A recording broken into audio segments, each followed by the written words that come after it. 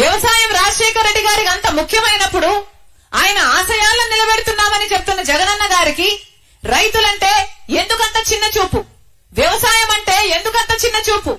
ఈరోజు రైతుకు కనీసం పంట పండిస్తే గిట్టుబాటు ధరే లేదు అంటే ఇంకా రైతుకు మీరు ఏమి గౌరవం ఇచ్చినట్టు అని అడుగుతున్నాం.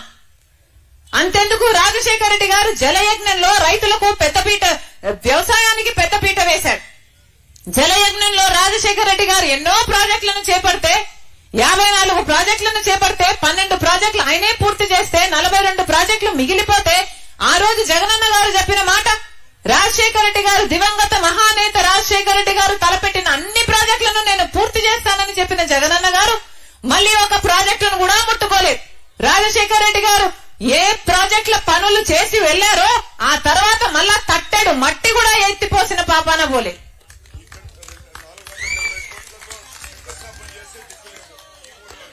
ఈ ఊర్లోనే ఎక్కడో శంకుస్థాపన చేశారంట, 2 నదులు అనుసంధానం చేసి ఏదో ప్రాజెక్టు చేస్తామని మళ్ళీ దానికి కూడా దిక్కు లేకుండా పోయింది. మరి మీరు రాజశేఖర రెడ్డి గారి ఆశయాలను నిలబెట్టిన వాళ్ళు ఎలా అవుతారు అని అడుగుతున్నాం. అసలు రాజశేఖర రెడ్డి గారు బిడ్డలంటే, చదువుకునే బిడ్డలంటే, వాళ్ళ ఉద్యోగాలంటే ఎంత శ్రద్ధ చూపించేవారు. రాజశేఖర రెడ్డి గారు ఫీజు రీయింబర్స్మెంట్ ద్వారా ఎంతమంది బిడ్డలు డాక్టర్లు, ఇంజనీర్లు, ఎంబీఏలు, ఎంసీఏలు చదివారు కదా. మరి ఇప్పుడుందా ఆ పరిస్థితి? ఇప్పుడు ఆ పరిస్థితి లేదు కదా. కనీసము తల్లిదండ్రులే కూలీ నాలి చేసుకుని అప్పు సొప్పు చేసుకుని బిడ్డలను చదివిస్తే కనీసం ఆ బిడ్డలకు ఉద్యోగాలు కూడా రావటం లేదు కదా. ఇందాక ఒక బిడ్డ చెప్పింది ఇక్కడ, అమ్మా మేము డిఎస్సి కోసం ప్రిపేర్ అవుతున్నాము, కానీ డిఎస్సి నోటిఫికేషన్లు రాక మా జీవితాలు ఏమైపోతాయో తెలియక అసలు ఏ ఉద్యోగానికి పనికి రాకుండా పోతున్నాము అని. ఇంకొక తమ్ముడు చెప్పాడు, చిన్న చిన్న ఉద్యోగాలు చేసుకుంటున్నాము 8,000కు 10,000కని ఆ అబ్బాయి చెప్పాడు. అంటే మన బిడ్డలు చదువుకున్నా కూడా, డిగ్రీలు పీజీలు చేసినా కూడా చేస్తున్న పనికి, చదివిన చదువుకు ఏ సంబంధము లేకుండా వాళ్ళకు కనీసం పెద్ద పెద్ద పరిశ్రమలైనా వస్తే వాళ్ళకు ఉద్యోగాలైనా వచ్చేవి. పెద్ద పెద్ద పరిశ్రమలు ఎందుకు రాలేదు? ఎందుకంటే మనకు ప్రత్యేక హోదా లేదు కాబట్టి. మనకు ప్రత్యేక హోదా 10 సంవత్సరాల కింద బీజేపీ ప్రభుత్వం ఇవ్వాల్సి ఉండే, కానీ అది ఇవ్వలేదు. 10 సంవత్సరాల నుంచి చంద్రబాబు గారు ముఖ్యమంత్రిగా 5 సంవత్సరాలు ఉన్నారు, జగనన్న గారు ఇంకొక 5 సంవత్సరాలుగా ఉన్నారు. ప్రత్యేక హోదా గురించి ఒక్కరంటే ఒక్కరన్నా నిజమైన ఉద్యమం చేశారా? ఈ 5 సంవత్సరాలుగా ఒక్కసారైనా మాకు ప్రత్యేక హోదా లేకపోతే మేము ఇక్కడ నుంచి కదిలేది లేదు అని 25 మంది ఎంపీలు ఉన్నారు. మన ఆంధ్ర రాష్ట్రానికి 25 మంది ఎంపీలు ఉన్నారు. ఏం గాడిదలు కాస్తున్నారు? ఆ రోజు జగనన్న గారు చెప్పలేదా? తెలుగుదేశం వాళ్ళని తిట్టలేదా? ఆ రోజు జగనన్న గారు చెప్పిన మాట, రండి మూకుమ్మడిగా రాజీనామాలు చేద్దాం, మనకు ప్రత్యేక హోదా ఎందుకు రాదు అని చెప్పారు జగనన్న గారు ప్రతిపక్ష నాయకుడిగా. మరి ఇప్పుడు ముఖ్యమంత్రిగా ఉన్నాడు కదా, మరి ఎందుకు చేయలేదు మూకుమ్మడి రాజీనామాలు? ఒక్క ఎంపీ అయినా రాజీనామా చేశాడా? ఒక్కరైనా కొట్లాడారా? 25 ఎంపీలు ఉన్నారు ఆంధ్ర రాష్ట్రానికి. ప్రతి దానికి బీజేపీ పార్టీకి వంత పలుకుతారు, ప్రతి బిల్లుకు మద్దతు ఇస్తారు. ఎందుకని? మన రాష్ట్రాన్ని వాళ్ళంత చిన్న చూపు చూసినప్పుడు, మనకు ఒక్క వాగ్దానం కూడా వాడు నిలబెట్టుకోనప్పుడు మనం ఎందుకు వాళ్ళకు వంగి వంగి దండాలు చేస్తున్నాం? ఈ వైసీపీ అయినా, జగనన్న గారైనా, తెలుగుదేశం పార్టీ అయినా ఎందుకు వంగి వంగి దండాలు చేస్తున్నారు? ఎందుకు సాష్టాంగ పడుతున్నారు? ఎందుకు ప్రజల ప్రయోజనాలను తాకట్టు పెడుతున్నారు? మీ స్వలాభం కోసం ప్రజలను తాకట్టు పెట్టేస్తారా? మనకే గనక ప్రత్యేక హోదా వచ్చుంటే మనకు పెద్ద పెద్ద పరిశ్రమలు వచ్చేవి. కనీసం పట్టుమని 10 కొత్త పరిశ్రమలే లేవు. మన బిడ్డలకు ఉద్యోగాలు లేవు. ఆఖరికి ఏమవుతుందంటే ఉద్యోగాలు ఇక్కడ లేక మన బిడ్డలంతా వలస వెళ్ళిపోతారు. ఇదేనా మనకు కావాల్సింది? యువతే లేని రాష్ట్రంగా తయారైతుంది ఆంధ్ర రాష్ట్రం. ఇదేనా మనకు కావాల్సింది? ఏం చెప్పాడు జగనన్న గారు? జాబ్ నోటిఫికేషన్, జాబ్ క్యాలెండర్ ప్రతి జనవరి 1కు వేస్తామన్నారు కదా. మరి ఎన్నిసార్లు వేశారు? ఒక్కటంటే ఒక్కటైనా వేశారా? ఒక్క సంవత్సరం కూడా వేయలేదు. ఆ రోజు చంద్రబాబు గారు 7,000 ఉద్యోగాలు ఇస్తుంటే డిఎస్సికి హేళన చేశారు. సిగ్గులేదా? 25,000 ఉద్యోగాలు ఖాళీగా ఉంటే 7,000 ఎందుకు వేస్తున్నారు అని అడిగాడు జగనన్న గారు. మరి ఈ రోజు 30,000 ఉద్యోగాలు ఖాళీగా ఉంటే మీరు మెగా డిఎస్సి 25,000 ఉద్యోగాలు ఇస్తాము అని మీరే మాట చెప్పాక, వాగ్దానం చేశాక, ఈ రోజు మెగా డిఎస్సి లేదు, ఒక దగా డిఎస్సి అని 6,000 ఉద్యోగాలకు ఇప్పుడు నోటిఫికేషన్ ఇస్తారట. ఎప్పుడు? ఇక 2 నెలలు ఉంది ఎలక్షన్లు. అప్పుడు ఇన్నాళ్ళు నిద్రపోయారా? కుంభకర్ణులా మీరు? ప్రజల గురించి ఎప్పుడు ఆలోచన చేశారు? మీరా రాజశేఖర రెడ్డి గారి ఆశయాలను నిలబెట్టేది? రాజశేఖర రెడ్డి గారు మాట తప్పని మడమ తిప్పని నాయకుడు. మీరు మద్యపాన నిషేధం అని చెప్పలేదా? మరి మద్యపాన నిషేధం అని ఎందుకు చేయలేదు? ఏం చెప్పాడు జగనన్న గారు? మద్యం అనేది లేకుండా చేస్తాను అన్నాడు. మద్యం అనేది లేకుండా చేశాక ఆ తర్వాత వచ్చి మిమ్మల్ని ఓట్లు అడుగుతాను అన్నాడు. గుర్తుందమ్మా? గుర్తుందా? నాకు మద్యపాన నిషేధము నేను మేనిఫెస్టోలో పెడుతున్నాను. నాకు మేనిఫెస్టో అంటే బైబిల్, ఖురాను, భగవద్గీతతో సమానం అని చెప్పాడే. మరి ఏమైంది? మాట తప్పని మడమ తిప్పని రాజశేఖర రెడ్డి కొడుకు అని చెప్పుకుంటున్నారు. మరి మీరు మాట ఎందుకు తప్పారు? ఎక్కడుంది మద్యపాన నిషేధం? మద్యపాన నిషేధం లేకపోగా ఈరోజు సర్కారే మద్యం అమ్ముతుంది.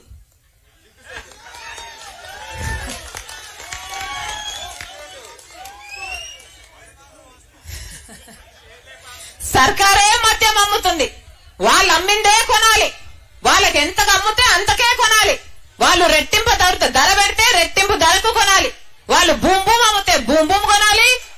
వాళ్ళు స్పెషల్ స్టేటస్ అమ్మితే స్పెషల్ స్టేటస్ కొనాలి. వాళ్ళు మెగా డిఎస్సీ కూడా మెగా డిఎస్సీ అమ్మితే మెగా డిఎస్సీ కొనాలి. ఎక్కడయ్యా నీ వాగ్దానాలు అంటే అన్ని మద్యం షాపులో ఉన్నాయి. ఇదేనా రాజశేఖర రెడ్డి గారి వారసత్వం? ఇదేనా రాజశేఖర రెడ్డి గారి ఆశయాలను నిలబెట్టడం అంటే? అది కూడా మన రాష్ట్రంలో, ఇది కూడా వినండి, ఇది కూడా ఒక సత్యమే. మన రాష్ట్రంలో 25% మందికి లివర్ చెడిపోయి, మద్యం తాగి లివర్ చెడిపోయి మన రాష్ట్రంలో 25% మంది ఎక్కువ చచ్చిపోతున్నారు మిగతా రాష్ట్రాలతో పోలిస్తే. అయినా పర్వాలేదా? అయినా అటువంటి మద్యమే అమ్ముతారా? ఏమన్నా కల్తీ మందు అమ్మే ముందు కనీసం ఒక క్వాలిటీ చెక్ అయినా ఉందా? ఏమీ లేదు. వాళ్ళు అమ్ముతారు, వాళ్ళు అమ్మిందే కొనాలి. వాళ్ళు రెట్టింపు ధర పెట్టి అమ్మితే ఆ రెట్టింపు ధరకే కొనాలి. వాళ్ళు అమ్మిందే కొనాలి, అదే తాగాలి, అదే సావాలి. ఇదే బ్రతుకైపోయింది కదా. ఇది ఎక్కడి న్యాయం అని అడుగుతున్నాం. అట్లీస్ట్ కనీసం ఇప్పుడు ఆన్లైన్ పేమెంట్, డిజిటల్ పేమెంట్స్ కూడా లేవట. Only cash, only cash. ఎందుకు అని అడుగుతున్నాం. అంటే రాష్ట్రానికి రావాల్సిన ట్యాక్సులు రావు, కేంద్రానికి వెళ్లాల్సిన ట్యాక్సులు పోవు. అంతా లిక్కర్ మాఫియా. ఈ డబ్బులన్నీ వీళ్ళ జోబుల్లోకే పోతాయి. వీళ్ళు ఎంతకు ప్రొడ్యూస్ చేస్తున్నారు, ఎంతకు అమ్ముతున్నారు, ఎంత అమ్ముతున్నారు, దేనికి లెక్కలు లేవు. ఈ డబ్బులు మొత్తం వీళ్ళ జోబుల్లోకే పోతున్నాయి. వీళ్ళ రాజశేఖర రెడ్డి గారి ఆశయాలను నిలబెట్టేది. అందుకే చెప్తున్నా, ఈ రోజు రాజశేఖర రెడ్డి బిడ్డ ఆంధ్ర రాష్ట్రంలో రాజకీయాలు చేయడానికి అడుగు పెట్టింది అంటే ఎందుకు పెట్టింది? ఊరికే పెట్టలేదు కదా. ఇక్కడ నా పుట్టింటికి అన్యాయం జరుగుతుంది కాబట్టే రాజశేఖర రెడ్డి బిడ్డ ఆంధ్ర రాష్ట్రంలో అడుగు పెట్టింది.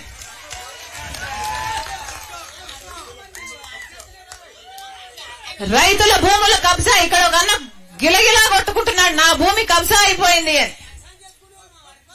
ఎవరైనా పట్టించుకునేవాడు ఉన్నాడా? ఎవరూ లేరు. ఆ రోజు ఇక్కడ ఇందాక తమ్ముడు చెప్పాడు, అమ్మా నువ్వే వచ్చావు మాట్లాడావు, అప్పుడు కాంగ్రెస్ పార్టీ ద్రోహం చేసిందని చెప్పావు, మీ పార్టీ జెండా ఎత్తుకున్నాం, ఇప్పుడు మళ్ళీ నువ్వే కాంగ్రెస్ పార్టీ జెండా ఎత్తుకోమంటున్నావు, ఇది ఎక్కడి న్యాయం అని అడిగాడు. అన్నా నేను ఒక మాట అడుగుతా. రాజశేఖర రెడ్డి గారు కాంగ్రెస్ పార్టీలో నాయకుడిగా ఉన్నాడు. రాజశేఖర రెడ్డి గారికి కాంగ్రెస్ పార్టీ 2 సార్లు ముఖ్యమంత్రి అయ్యే అవకాశం ఇచ్చింది. రాజశేఖర రెడ్డి గారు చనిపోయిన తర్వాత మనం ఏ రాజశేఖర రెడ్డి గారి పేరుని ఎఫ్ఐఆర్ లో కాంగ్రెస్ పార్టీ చేర్చింది అని అనుకున్నామో అది అబద్ధమని నా గుండె నమ్ముతుంది, నా మనసు నమ్ముతుంది. కాబట్టే ఈ రోజు కాంగ్రెస్ పార్టీలో చేరాను. ఊరికే చేరలేదు. నేను సోనియా గాంధీ గారిని, రాహుల్ గాంధీ గారిని పర్సనల్ గా కలిశాను. వాళ్ళు నన్ను పిలిచి కూర్చోబెట్టి నాకు చెప్పిన విషయం, తల్లి మేము రాజశేఖర రెడ్డి గారి పేరును ఎఫ్ఐఆర్ లో చేర్చలేదు, మాకు విషయం తెలియదు. ఒకటి ఆలోచించమ్మా, నా భర్త అంటే సోనియా గాంధీ గారు చెప్పిన మాట, తన భర్త రాజీవ్ గాంధీ గారి పేరు కూడా బొఫోర్స్ కేసులో ఆయన చనిపోయిన తర్వాత ఆయన పేరును పెట్టారు ఎఫ్ఐఆర్ లో. నాకు ఆ బాధ తెలుసు, నాకు ఎంత బాధగా ఉన్నిందో నేనే చెప్పగలను. అలాంటి విషయంలో నేను రాజశేఖర రెడ్డి గారి పేరుని ఎఫ్ఐఆర్ లో చేర్చాను అంటే నువ్వు ఎలా నమ్మావమ్మా అని ఆ రోజు నాతో అన్నమాట. మాకు నిజంగానే తెలియకుండా జరిగిన విషయము, ఇది పొరపాటే తప్ప మాకు తెలిసి చేసిన తప్పు కాదు తల్లి అని వాళ్ళిద్దరూ నాకు చెప్పడం జరిగింది. అంతేకాదు రాజశేఖర రెడ్డి గారు ఎంత గొప్ప మనిషో, రాజశేఖర రెడ్డి గారి మనసేమిటో, రాజశేఖర రెడ్డి గారు ఎంత నమ్మకంగా వాళ్ళకున్నాడో, రాజశేఖర రెడ్డి గారు ఉండుంటే వాళ్ళకి ఎంత బలమై ఉండో, ఇవన్నీ రాజశేఖర రెడ్డి గారు నా కళ్ళ మీదనే ముందరనే ఆకాశానికి ఎత్తేశారు. అంత గౌరవం ఉంది వాళ్ళకి రాజశేఖర రెడ్డి గారి మీద. అందుకనే ఈ రోజు రాజశేఖర రెడ్డి బిడ్డ కాంగ్రెస్ పార్టీలో మళ్లీ అడుగు పెట్టింది. మళ్లీ చెప్తున్నాం, మీరు 5 సంవత్సరాలు చంద్రబాబు గారికి అవకాశం ఇచ్చి చూశారు, 5 సంవత్సరాలు జగనన్న గారికి కూడా అవకాశం ఇచ్చి చూశారు. చంద్రబాబు గారు ప్రత్యేక హోదా తేలేరు, పోలవరం తేలేరు, రాజధాని కట్టలేదు. పోనీ జగనన్న గారు మూకుమ్మడి రాజీనామాలు అన్నాడు, పెద్ద పెద్ద మాటలు చెప్పాడు, నిరాహార దీక్షలు చేశాడు. ముఖ్యమంత్రి అయినాక అన్ని మర్చిపోయాడు. ఈనాదే లేదు ప్రత్యేక హోదా, ఈనాదే లేదు పోలవరం ప్రాజెక్ట్, ఈనాదే లేదు రాజధాని. అందుకే చెప్తున్నా, అందరూ బీజేపీ పార్టీకి లొంగిపోయిన వాళ్ళే. ఈ రోజు బీజేపీ పార్టీ అంటే ఎక్కడో లేదు మన రాష్ట్రంలో. బీజేపీ పార్టీ అంటే వీళ్ళలోనే ఉంది. మన రాష్ట్రంలో ఒక్క బీజేపీ ఎమ్మెల్యే లేడు, ఒక్క బీజేపీ ఎంపీ కూడా లేడు. అయినా కూడా ఈ రోజు బీజేపీ మన రాష్ట్రంలో ఏలుబడి చేస్తుంది, రాజ్యం ఏలుతుంది. ఈ రోజు ఆంధ్ర రాష్ట్రం బీజేపీ వశమైపోయింది, కైవశమైపోయింది. ఎందుకంటే ఈ రోజు అటు ప్రతిపక్ష నాయకుడైనా, ఇటు అధికార పక్షం నాయకుడైనా, ఇటు జగనన్నైనా చంద్రబాబు గారైనా ఇద్దరు బీజేపీకి సాష్టాగపడుతున్నారు. కాబట్టి ఇద్దరికి బీజేపీ కావాలట. బీజేపీ ఏమో ఇద్దరితో డ్యూయెట్లు వాడుతుంది. ఇది ట్రయాంగిల్ లవ్ స్టోరీ కాదా? ఏమిటిది? ఏమిటయ్యా?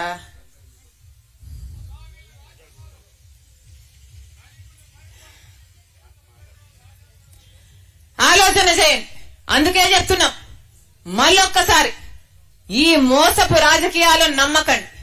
ఒకరేమో ప్రత్యక్షంగా బీజేపీ పార్టీతో పొత్తు పెట్టుకోపోతున్నారు చంద్రబాబు గారు, ఇంకొకరేమో పరోక్షంగా జగనన్న గారికి ఎప్పటి నుంచో పొత్తుంది బీజేపీ పార్టీలు. ఈ పొత్తులు మనకు అర్థం కావు, ఈ రాజకీయాలు మనకు అర్థం కావు. మనకు అర్థమైందల్లా 5 సంవత్సరాలు ఒకరికి అధికారం ఇచ్చి చూశాం, ఇంకొక 5 సంవత్సరాలు ఇంకొకరికి అధికారం ఇచ్చి చూశాం. 5 సంవత్సరాలు చంద్రబాబు గారికి అధికారం ఇచ్చి చూశాం, 5 సంవత్సరాలు జగన్ రెడ్డికి అధికారం ఇచ్చాం. వీళ్ళిద్దరిలో ఎవరికి మళ్లీ ప్రత్యేక హోదా కోసం కొట్లాడాలి అన్న చిత్తశుద్ధే లేదు. ప్రత్యేక హోదా రాలేదు, మనకు పోలవరం ప్రాజెక్టు రాలేదు, మనకు రాజధాని రాలేదు, విశాఖ రైల్వే జోను కాలేదు, Visakha to Chennai industrial corridor కాలేదు, ఉత్తరాంధ్రకు రాయలసీమకు ఎకనామిక్ ప్యాకేజీలు రాలేదు. ఒక్కటంటే ఒక్క వాగ్దానం కూడా మనకు నెరవేరలేదు. ఒక్క వాగ్దానం కూడా మనకు బీజేపీ పార్టీ ఇయ్యకపోయినా ఈరోజు బీజేపీ పార్టీకి కాలు పట్టుకుంటున్నారు ఈ జగన్ రెడ్డి గారు, చంద్రబాబు గారు. ఇది ఆగాలి అనే చెప్తున్నాం. మనకు ప్రత్యేక హోదా రావాలి అన్నా, మనకు పోలవరం ప్రాజెక్టు పూర్తి కావాలి అన్నా, మనకు రాజధాని కావాలన్నా, మన రాష్ట్రం బాగుపడాలన్నా, మన వ్యవసాయం పండుగ కావాలన్నా, మన రైతులకు మళ్లీ రుణమాఫీ జరగాలన్నా, మన బిడ్డలకు ఉద్యోగాలు రావాలన్నా, ఇవన్నీ ఒక కాంగ్రెస్ పార్టీ